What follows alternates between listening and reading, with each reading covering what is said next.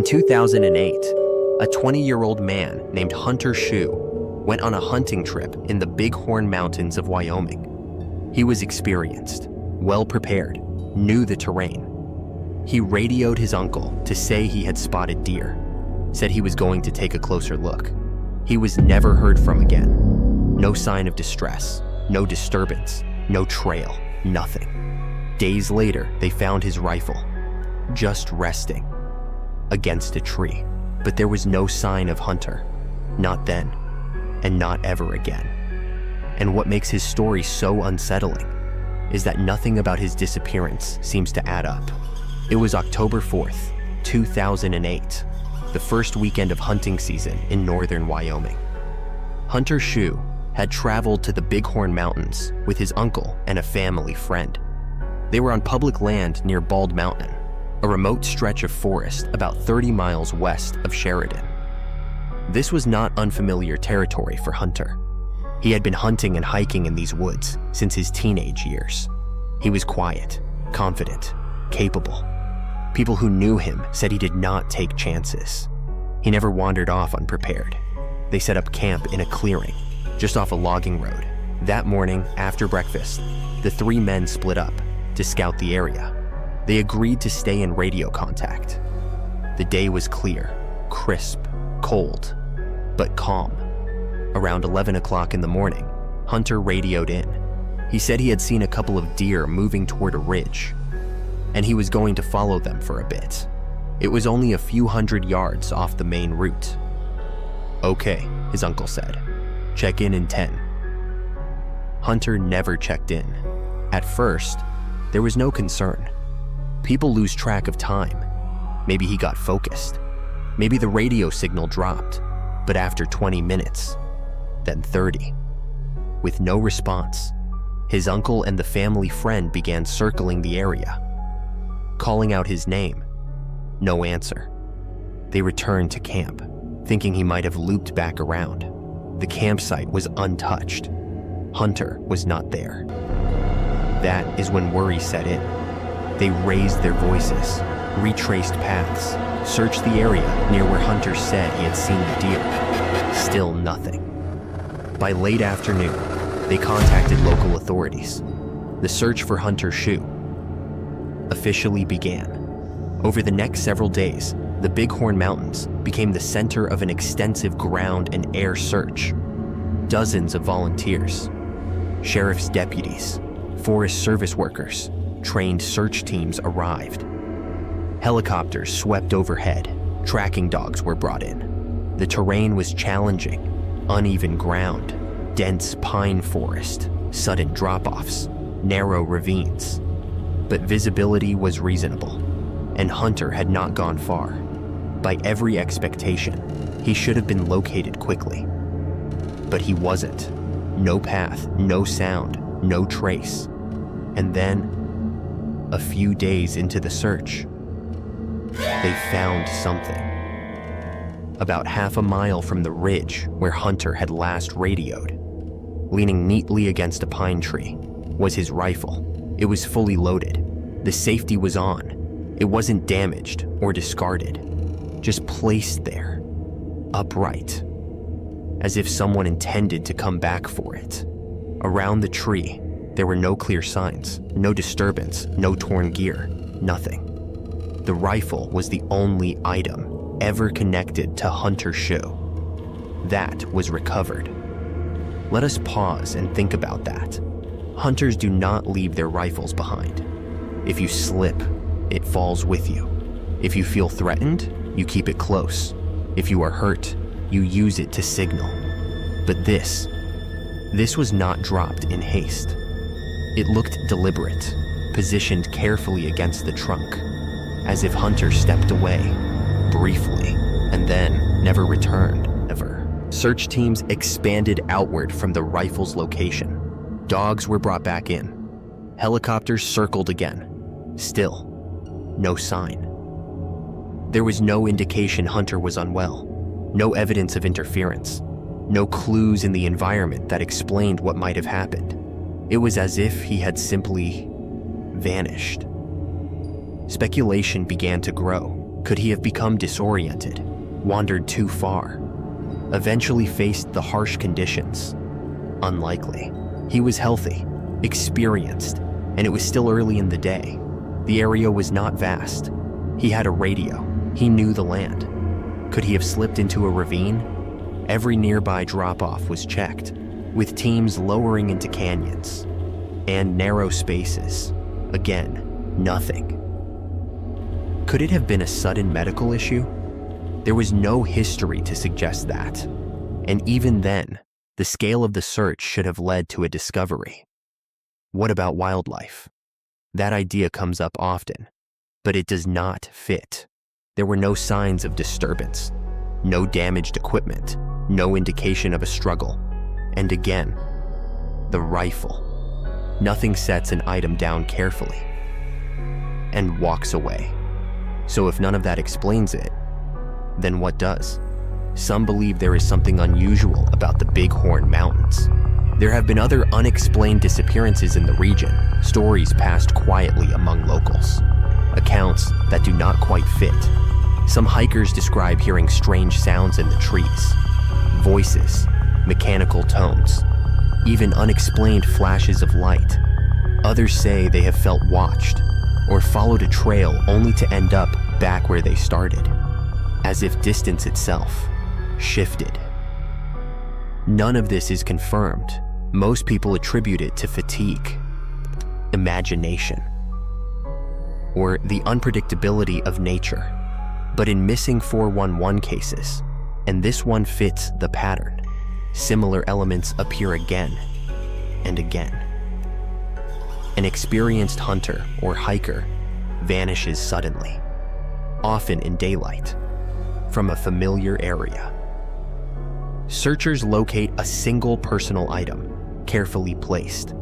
No clear trail, no disturbance, no remains, ever, just silence.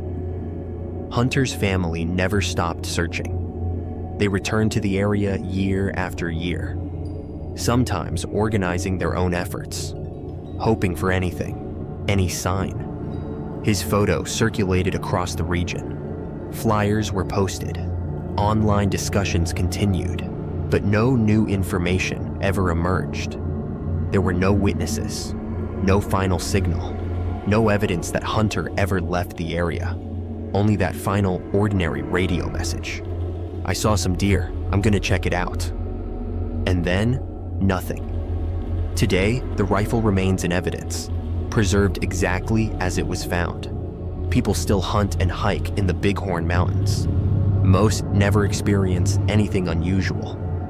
But for those who know the story, the quiet disappearance of a young man who left behind a loaded rifle and no explanation, the forest feels different, more silent, more watchful.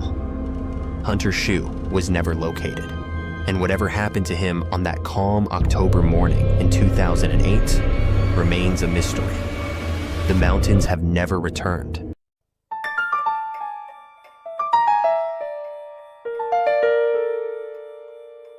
On July 10th, 2015, a 2-year-old boy named Dior Coons Jr. disappeared from a small campground in rural Idaho. It was the middle of the day. 4 adults were nearby, and within minutes, the child was gone. He had been laughing, playing near a shallow creek. According to his parents, they turned their backs briefly, and when they looked again, Dior Jr. was no longer there.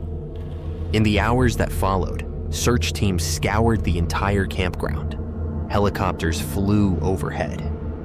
Tracking dogs were brought in. But as the search unfolded, investigators began to realize something troubling. Not only was Dior nowhere to be found, the accounts of what happened that afternoon did not fully align. The Coons family had planned a quiet weekend in the mountains. Jessica Mitchell and her fiancé, Dior Coons Sr., traveled to Timber Creek Campground near Leodore, Idaho. It was a remote, rugged site, surrounded by forest, hills, and a narrow stream. Their 2-year-old son, Dior Jr., came with them. Also present were Jessica's grandfather, Robert Walton, and a friend of his, Isaac Rainwand, whom the parents did not know well. They arrived around noon. The campground was nearly empty. No other campers, no nearby vehicles, just trees, open ground, and the sound of water moving through the creek. Shortly after setting up, Jessica and Dior Sr. decided to walk down toward the creek to fish.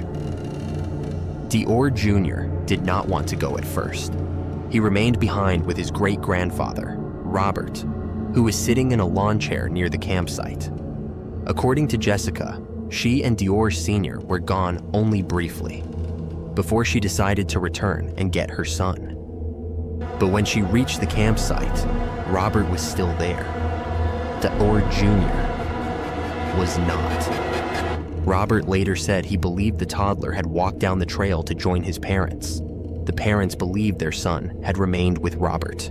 In that moment, confusion turned into panic. Jessica and Dior Sr. searched the immediate area. They checked the trail, the creek, the surrounding brush. They called out his name. There was no response. At 2:35 in the afternoon, they contacted emergency services. Within hours, deputies from Lemhi County arrived. By nightfall, search and rescue teams were using dogs and thermal equipment to scan the area. The search continued through the night. The terrain was not especially dense. The creek was shallow. The forest was relatively open, with good visibility. But there was no sign of Dior Jr. Over the following 2 weeks, Timber Creek Campground became the center of a large-scale search effort. More than 150 people participated. Helicopters surveyed nearby hillsides. Divers examined the creek and a nearby reservoir. Ground teams moved methodically through the surrounding forest. Tracking dogs were brought in from outside the region. One dog followed Dior's scent trail to a clearing near the road, and then the trail stopped. No further trace was found. This raised difficult questions. The campground was small, only a few acres. If a toddler had wandered off, investigators expected some indication. Footprints, clothing, a continued scent trail. There was nothing. As days passed without results, investigators began focusing more closely on the circumstances at the campsite. Because when the 4 adults were interviewed separately, their statements differed in important ways. Jessica maintained that Dior Jr. was present at the campsite and was left briefly with Robert. Isaac Rainwand, however, stated that he did not recall seeing the child at the campsite that day. There were also discrepancies in the timeline. Jessica said emergency services were contacted shortly after Dior was noticed missing. But phone records showed a longer gap between the estimated time of disappearance and the 911 call. The parents explained that they spent time searching and attempting to locate help before calling. Later, when investigators examined the family vehicle, scent detection dogs did not indicate the presence of Dior Jr. in the back seat. These inconsistencies raised concerns among investigators. After weeks of searching, the Lemhi County Sheriff stated publicly that authorities did not believe the child was lost in the wilderness alone, and that the case likely involved human involvement. No charges were filed. However, both parents were identified as persons of interest, a procedural designation indicating unresolved questions, not guilt. When questioned further, investigators noted that the adults did not consistently agree on where people were positioned or who was watching Dior Jr. at key moments. At one point, Jessica described seeing her son playing near a tree stump. Investigators later examined the area, but found no signs of recent activity. As public attention grew, speculation followed. Some observers believed a tragic accident may have occurred. Others questioned whether Dior Jr. had been at the campsite at all. Another theory suggested the child may have been removed from the area, based on the scent trail ending near the road. Over the years, private investigators reviewed the case, One former federal marshal withdrew after several months, stating he believed key details were being withheld. Another investigator spent nearly a year examining the evidence and expressed similar concerns. In 2016, federal authorities assisted in further review. Specialized dogs were brought back to the area. Additional searches were conducted. No new evidence was found. The case stalled. The parents later separated. And Dior Koontz Jr.'s disappearance, still officially unsolved, gradually faded from public attention. What makes this case so unsettling is how little can be confirmed. No one reported seeing a struggle. No one heard a sound. The area was limited, open, and searched extensively. There is no physical evidence explaining what happened. The adults each believed someone else was watching the child, but no one witnessed the moment he disappeared. And to this day, there is no definitive proof establishing exactly where Dior Koontz Jr. was, or what happened to him in those crucial moments. Today, Timber Creek Campground appears unchanged. No marker, no memorial, just the forest, the creek, and the quiet. A place where a 2-year-old boy vanished in the middle of the day, and where the truth has never fully come to light. Dior Koontz Jr. was never found.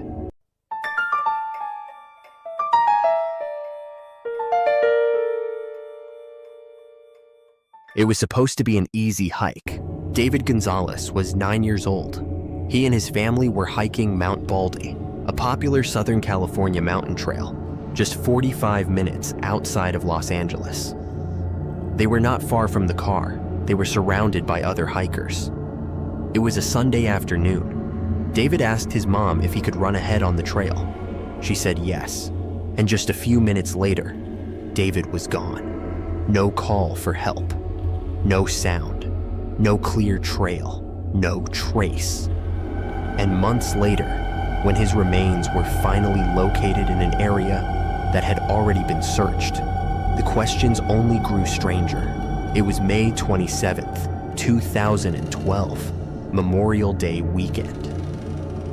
The Gonzalez family, David, his parents, and a few extended relatives had driven up to Mount Baldy to enjoy a day in the fresh air. They were experienced hikers. This was not their first time.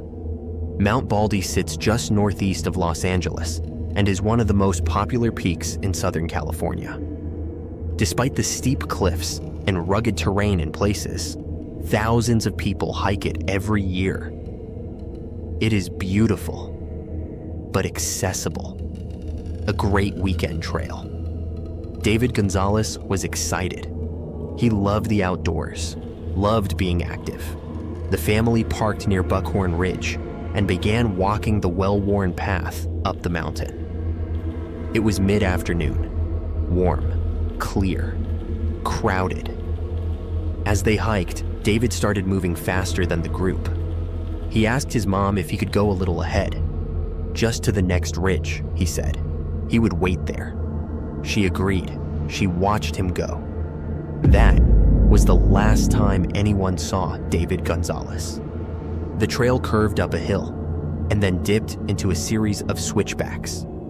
His mother assumed he would be waiting at the next bend, but when the family reached the ridge, David was not there.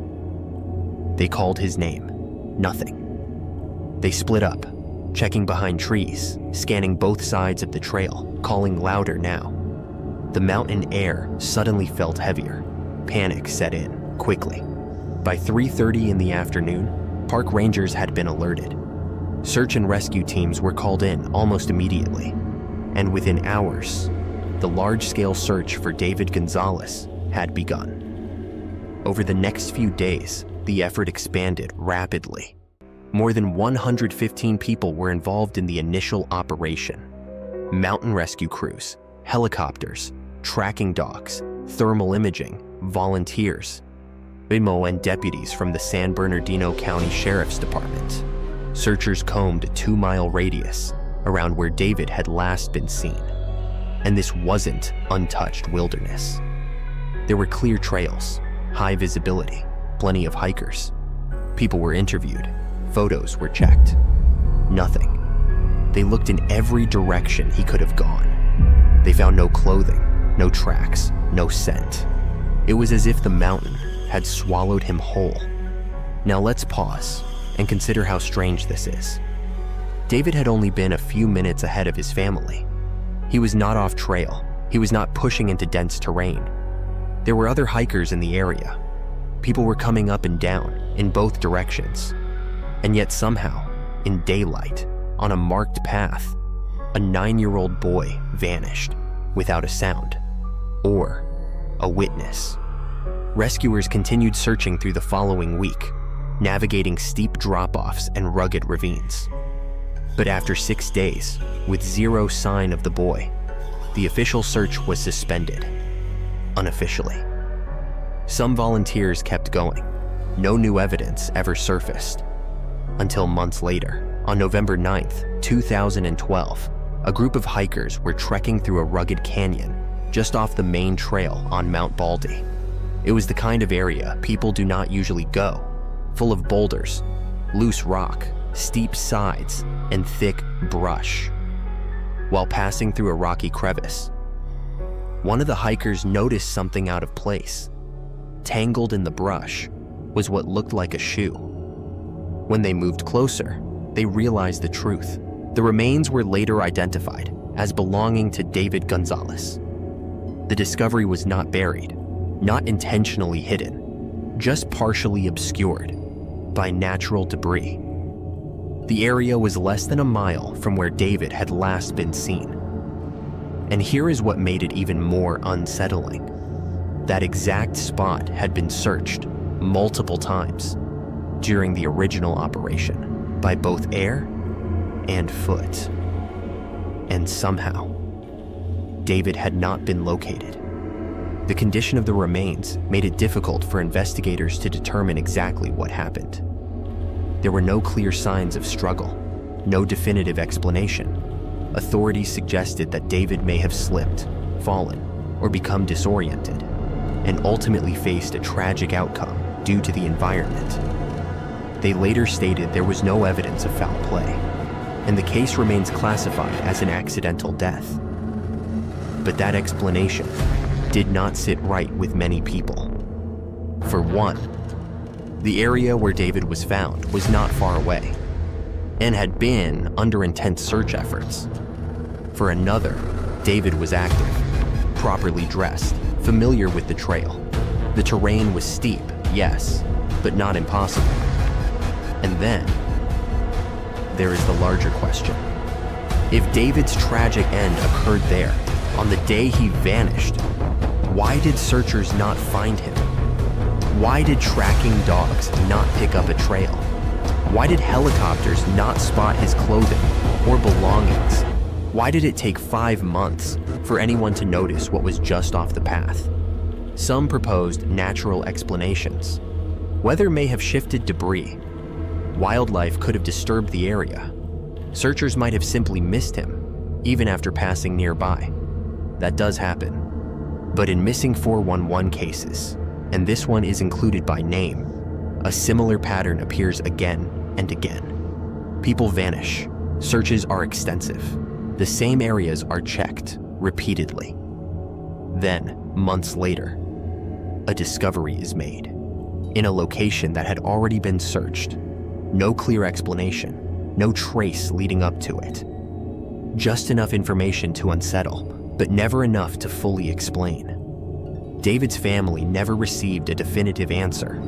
There was no suspect, no witness, no recording, no final sound, no clear moment that explained how a child could disappear so quickly. The official conclusion was misadventure, an accident. But to those who followed the case closely, that word does not feel like an answer. It feels like a placeholder. How does a young boy vanish in minutes in front of dozens of people and later turn up in a place that had already been searched? We do not know. David Gonzalez was 9 years old, adventurous, curious. He loved to explore. And on a busy Sunday afternoon in May, just minutes after asking to walk ahead on the trail, he stepped around a bend and was never seen again.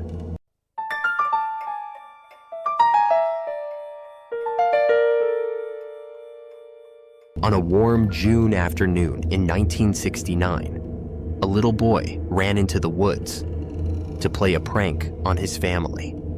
There were 4 adults watching, a group of children laughing nearby, broad daylight, a wide open meadow. He was gone for 5 minutes, maybe less, and then Dennis Martin vanished. No call for help, no disturbance, no sound at all. And what followed? The massive government-supported search, reports of unexplained footprints, and a witness account that was never fully resolved, has lingered over the Great Smoky Mountains for more than 50 years. It was June 14th, Father's Day weekend, and the Martin family was doing something they did every year, hiking deep into the Great Smoky Mountains National Park. Bill Martin had brought his 2 sons, Douglas and 6-year-old Dennis, along with his father, Clyde. Their destination was Spence Field, a grassy clearing surrounded by dense forest, about 7 miles into the backcountry. The hike had gone smoothly. The weather was good. Spirits were high. At Spence Field, the Martins ran into another family, the Keys, who also had children. The kids immediately grouped together, running around the clearing, laughing, chasing one another, playing games. The adults sat nearby, relaxed, close enough to hear everything. At some point, the kids came up with an idea. To surprise the grown-ups, they would split up, circle the edge of the clearing, and then jump out, all at once. Dennis, being the smallest and youngest, was given a hiding spot near the tree line. Bill Martin watched his son jog toward the bushes. Just a short distance into the woods, Dennis slipped behind the foliage and disappeared from view. Bill kept his eyes on the area. This was not a large space. The forest was close, but the meadow was open. Nothing blocked the view. A couple of minutes passed, then a few more. The other kids suddenly burst out from their hiding places, laughing and shouting. But Dennis did not appear with them. Bill smiled at first, thinking Dennis was trying to be extra sneaky. He called out his name. No answer. He stood up, walked toward the tree line, and called again. Still nothing. That's when concern set in. He stepped into the woods, looking behind trees and bushes, expecting Dennis to jump out, laughing. But the forest was quiet, unnaturally quiet. Within 5 minutes of Dennis being last seen, his father was actively searching for him. The playful moment was gone, replaced by a sudden, sinking dread.